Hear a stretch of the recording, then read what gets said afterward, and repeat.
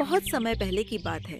एक शांत और हरियाली से भरे गांव में दो बहनें रानी और सीमा अपने माता पिता के साथ रहती थीं।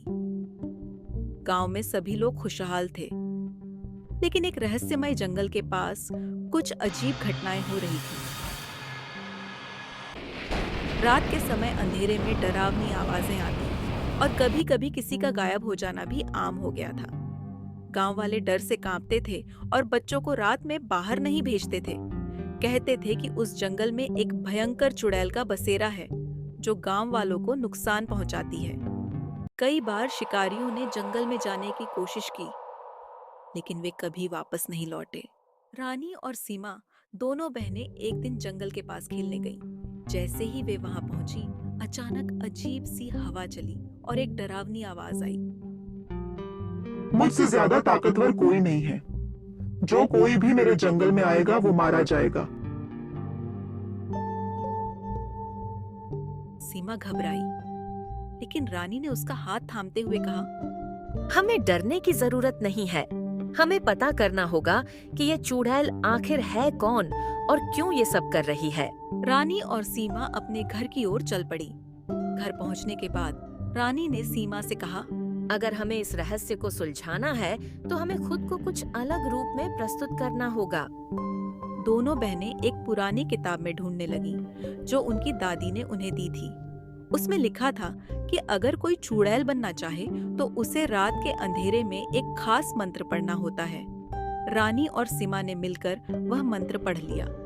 एक अजीब सी शक्ति उन दोनों में समा गई और उन्होंने अपनी आंखों में रहस्यमय चमक महसूस की। अब वे चुड़ैल की तरह दिखने लगी थीं, लेकिन उनका दिल एक योद्धा का था। अब दोनों बहनें चुड़ैल की खोज में निकल पड़ीं। वे धीरे धीरे उस डरावनी जंगल में घुस गईं, जहां कोई भी नहीं जाता था। जंगल में घने पेड़ थे और हर ओर चुप्पी थी। तभी अचानक एक विशाल अंधेरे से निकलती हुई काली आकृति दिखाई दी। वह चुड़ैल थी, जिसकी आंखों में नफरत और जलन झलक रही थी। चुड़ैल बोली, तुम दोनों यहाँ पर क्यों आई हो? ये जंगल मेरा है और मैं इसे किसी को नहीं देने वाली।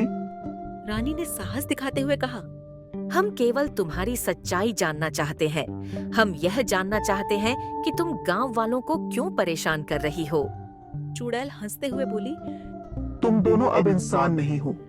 अब तो तुम भी मेरी तरह बन चुकी हो, लेकिन तुम्हें ये नहीं पता कि मैं यहाँ अकेली नहीं हूँ। अचानक वहां और भी चुड़ैलें प्रकट हो गईं और उन्होंने रानी और सीमा को घेर लिया। लेकिन रानी और सीमा का साहस कभी टूटने वाला नहीं था। उन्होंने एक दूसरे को देखकर मन ही मन ताकत बढ़ाई और चुड़ैल के जादू को तोड़ने के लिए मंत्रों का उच्चारण शुरू कर दिया। वह मंत्र तेजी से गूंजने लगा और देखते ही देखते चारों ओर की हवा में गड़गड़ाहट हुई। चुड़ैलें चिल्लाईं और एक एक कर गायब होने लगीं।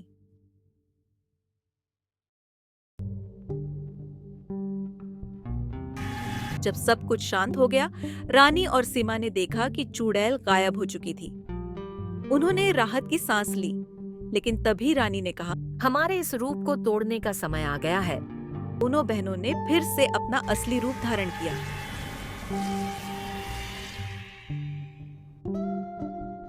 वे गांव लौट आईं और सभी को बताया कि जंगल में क्या हुआ था। गांव वालों ने उन्हें सम्मान दिया और उनकी बहादुरी को सराहा। लेकिन कोई नहीं जानता था कि चुड़ैल की ताकत अभी भी कहीं छुपी हुई थी और वह किसी भी समय वापस आ सकती थी।